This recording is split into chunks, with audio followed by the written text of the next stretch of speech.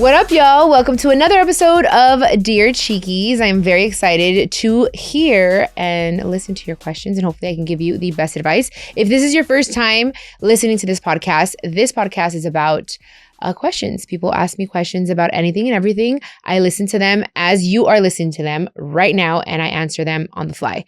So let's get started. This is what Dear Cheekies is all about. Okay, so our first listener comes from an anonymous listener. Okay, let's see what this question is. Let's see. Hey Chiquis, how are you? I just recently found out that my relationship of 5 years, that my boyfriend cheated on me. It's been a roller coaster of emotions, up and down, lots of feelings. He has been begging and begging, saying that he's sorry, he made a mistake, and, is willing to take couples therapy. He's willing to do whatever it takes for us to make it work. We have built so much together and had so much future plans. What do you recommend? I know you are really big on couples therapy. Do you think that would help? Your advice would be very helpful. I don't have an older sister, so this is why I'm coming to you. Thank you so much. My heart. Anonymous listener, my wonderful anonymous listener. Oh, okay. So as a big sister, what would I tell my little sister? Cheating personally is just ugly.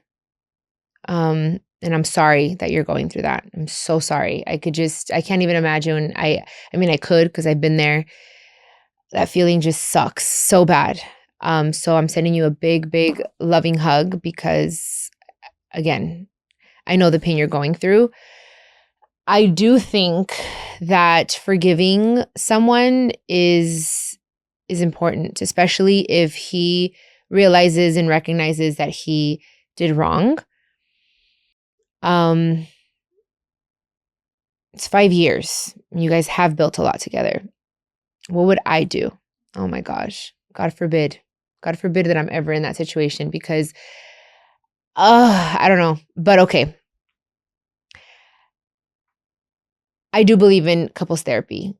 I do believe that certain situations happen for us to learn, to grow, to maybe even sometimes get closer to our partner. It strengthens the relationship. My heart is telling you to go ahead and give it another shot on your terms. Go to couples therapy if he's willing to do it. I don't know the details. I don't know if it was a one-time thing, if it was a relationship. All of that matters to me to be able to give you the best advice. But I feel if he's willing and he recognizes and he accepts that he was wrong and he's willing to do anything and everything to make you happy, go with what you feel. If you love this person, give it another shot. If it happens again, then you know you're done and you're done forever. Try the couples therapy. Try to figure out why this happened, where it stems from, and you'll figure that out in couples therapy. And you'll also figure out, are we compatible? Is this really going to work? I think you'll feel better giving it that shot versus just walking away, because this can make your relationship stronger and better. It can. But that's I don't know. It's tough. It's tough because the strong woman in me is like, F that. But then also we also have to be able to just adjust, So I'm hoping that my advice helps, but my heart tells me to tell you to give it a little shot. Give it a shot. And couples therapy will help you figure out a lot of things about yourself, about him, about your relationship. Wishing you the best. Okay, guys. Our next question comes from Z. Hi, Chiquis. I can't believe I'm calling, but oh my gosh, I really need your advice. My sister-in-law just moved in right next door. We rent from their grandma, and I've had an issue with it since the beginning when I knew that she was going to move in, because she has alcohol use problems, and I have 2 babies right next door. And there was an incident about a year ago where she picked up my son and she fell with him in his arms, and his little face hit the concrete while she was drunk. And in that moment, I was so furious but couldn't do much because I was pregnant with our second baby. Fast forward, years later, things have continued to happen. Nobody's really doing much. Everyone's just kind of turning a blind eye. I keep biting my tongue. But 2 weeks ago, 2 weeks into her moving in, she got into a big fight with my mother-in-law. Again, she was drunk. My mother-in-law is very Jenny Rivera vibes, does not fuck around. So, but she's very heartbroken over the situation, and I'm just really tired of all the problems. Does anyone else have problematic sister-in-laws? Like, what do we do? What do you guys do? What do you suggest? I just can't anymore.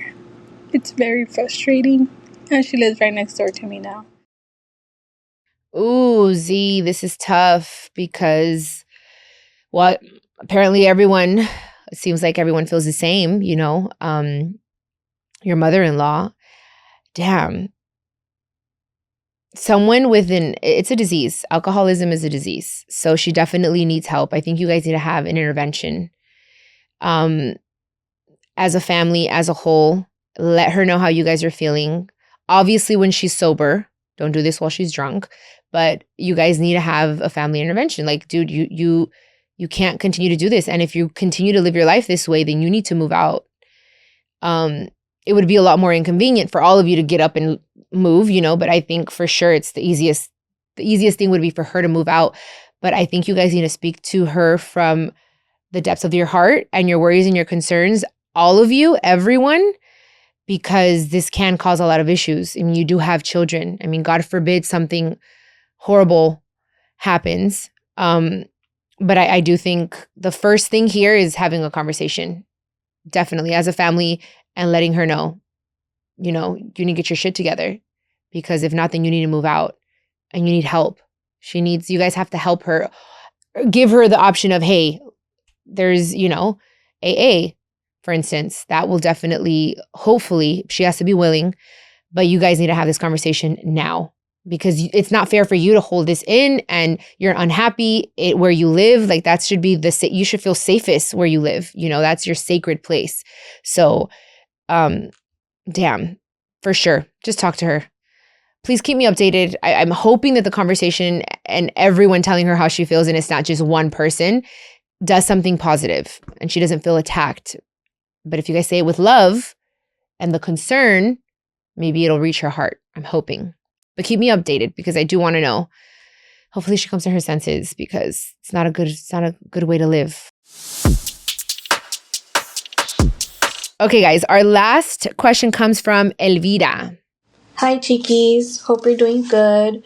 I recently became a huge fan of your podcast and music, so sorry I'm a little late to the game. I'm 33, the youngest of 5 siblings. My parents are from Jalisco, Mexico, and had me in their 40s. I've raised my 2 nieces and my nephew since I was about 11 years old, so I'm like a second mom to them. And I've also helped take care of my sister who has special needs ever since I can remember. So you can imagine I've always been the go-to person, which is exhausting. My husband and I have been together for almost 5 years, with the first 2 years struggling with him emotionally cheating on me. I thought we overcame that, but earlier this year I caught him flirting with someone else again. So I struggle with a lot of anxiety, high blood pressure, and a lot of insecurity, especially after gaining almost 100 pounds. I don't really have any close friends to talk to, and I don't sing or dance anymore, which is what I miss. My question to you is, how do you find motivation when everything feels so heavy? Or what advice can you give me as like a pick-me-up, because I've just been feeling so down lately? Thank you for being an inspiration, and I'm sending you all my love.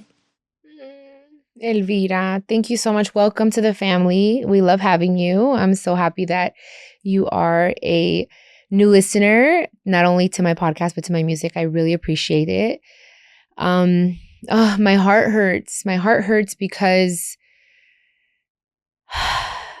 you deserve so much better. And I think that a lot of this anxiety and what you're feeling is because the closest person to you, your partner, has done this to you. And it's okay. I just told someone in the same episode, forgiveness. I believe in forgiving. I believe that people can change, especially if they're very sorry. You already forgave him and he continues to do it. That tells me he's not going to change. And if he changes, it's not going to be for you. It's going to be for the next person because he had to lose you in order to realize the man that he needs to be.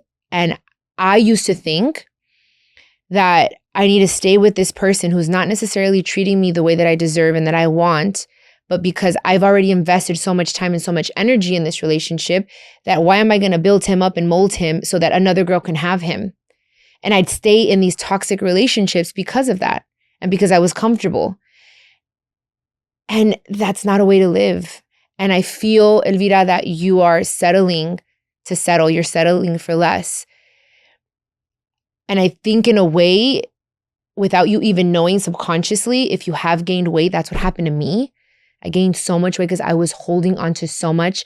I was so sad. I was not happy in my relationship. This is the closest person. This is a person that you're intimate with.